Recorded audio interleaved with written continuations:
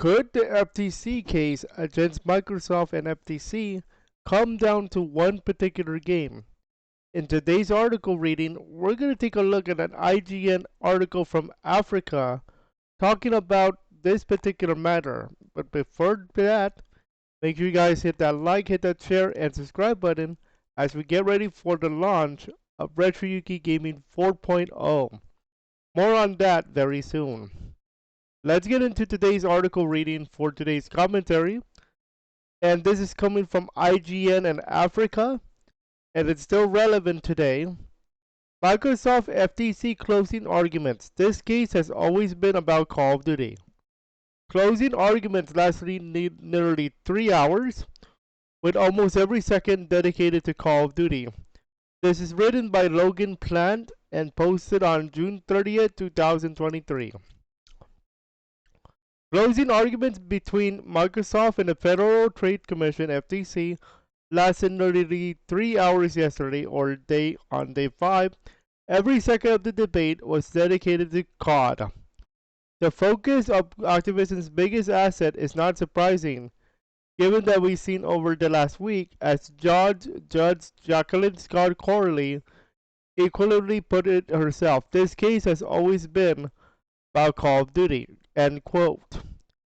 As we've seen throughout the trial, the FTC attempted to set Microsoft's ZeniMax acquisition as precedent for how the company could handle Activision Blizzard games should the transaction go through. Throughout the entire hearing, the FTC repeatedly brought up Starfield's exclusivity as an example of how Microsoft could rehold Call of Duty from PlayStation platforms. But in closing arguments, the FTC said Elder Scrolls franchise is more comparable than in Max style to Call of Duty.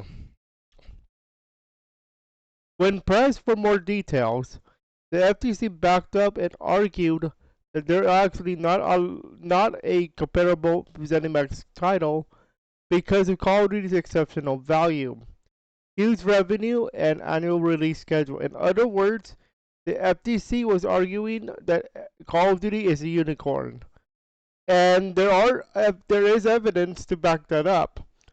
Knowing that Call of Duty nowadays has a lot of money they can spend and they can use.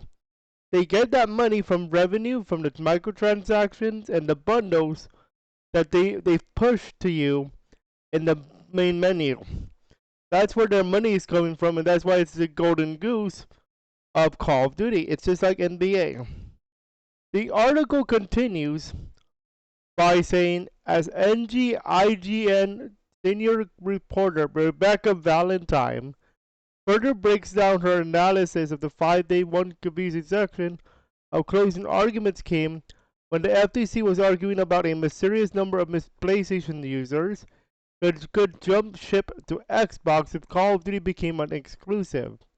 It took several minutes and multiple lawyers, including one of Microsoft's lawyers, chiming in to clear things up, to attempt to explain the point. And the FTC's argument never ended up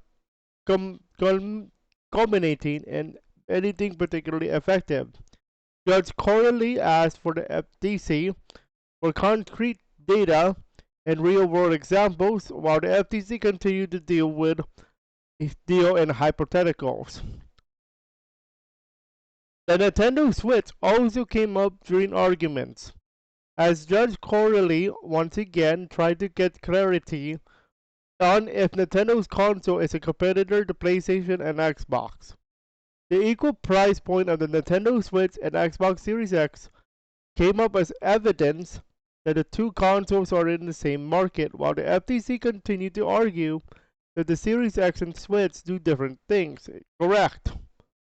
One lighter moment of the closing argument came when Judge Corley sounded a bit like a Nintendo Switch commercial, saying, well, it's not the same in many ways. The Switch is better because you can play on a TV or take it on an airplane. Obviously correct. She's right. You can play on an airplane. Could that mean? But that brings up a point. If Microsoft and Activision merge, will they be able to play were they able to go ahead and develop Call of Duty for the Nintendo Switch? Especially if there is one in 2023, which rumors are saying that we will have a COD 2023. Will it be called Modern Warfare 3, Roman numeral 3, or something else? That remains to be seen. So the question is, how important is Call of Duty? The article continues by saying, the conversation at one point shifted to cloud gaming, but it ended up merely a 15-minute detour before the question snapped right back to Call of Duty. Judge Corley eventually started to question the level of Call of Duty's importance. And quote, the industry is very different in that it's amphibious and it changes all the time. And it's completely dynamic, Corley said. The quote continues, I know Call of Duty is an enduring impact, but other games can come and go just like MySpace or TV shows or whatever. And I'm trying to figure out why. Why the emphasis is so much in Call of Duty? Isn't there an argument that would focus someone to come up with another good annual game or some other thing? And quote, why the emphasis on just so much on COD? The FTC once again argued about the Call of Duty's uniqueness. While Microsoft said Call of Duty is not an essential piece of content, while Microsoft appeared to have the stronger showing and closing arguments, the FTC wisely pointed out that the burden of proof is not on the government in this case.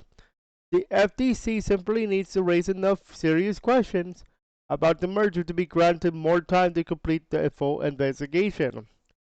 After nearly 3.5 closing arguments, 3.5 hours of closing arguments, the week-long Microsoft FTC hearing case came to an end.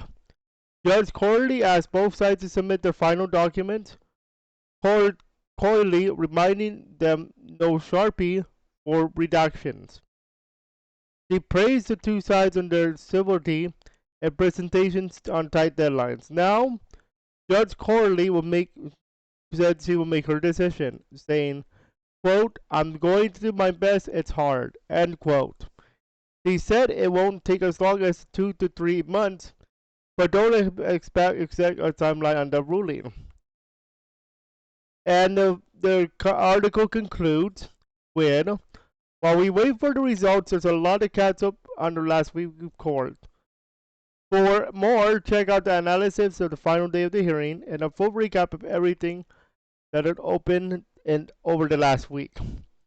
Okay, let me get my 2 cents in here, because I have played Call of Duty on this channel, on the gaming channel too, and I would like to present my conclusion here. The reason why I think Call of Duty is a big factor is because not only about the money, it's the biggest asset in the gaming right now. Whoever can get Call of Duty has an advantage, power advantage, and a revenue advantage because of all the money that Call of Duty gets. From microtransactions to bundles, to anything in between. Call of Duty makes a lot of bank when it comes to their financials, especially when it comes to money. So whoever can grab Call of Duty is going to have a power advantage. Now, why is there so much emphasis on Call of Duty? It's because right now, apparently it's exclusive to PlayStation right now. That's why a lot of people are playing PlayStation for the thing. There are some on PC, but but some you cannot get on Xbox right now. So the main question is, will Call of Duty play an official part in Judge Corley's decision? Let me know in the comments below. That is today's question of the day. Do you think Judge Corley will side with the FTC or Microsoft and Activision based on the Call of Duty argument? That is today's question of the day. Let me know in the comments below, and we'll be back with you guys next time on the next RetroYuuki Gaming commentary. And we'll always talk about the brand new RetroYuuki Gaming 4.0 coming soon. Enjoy.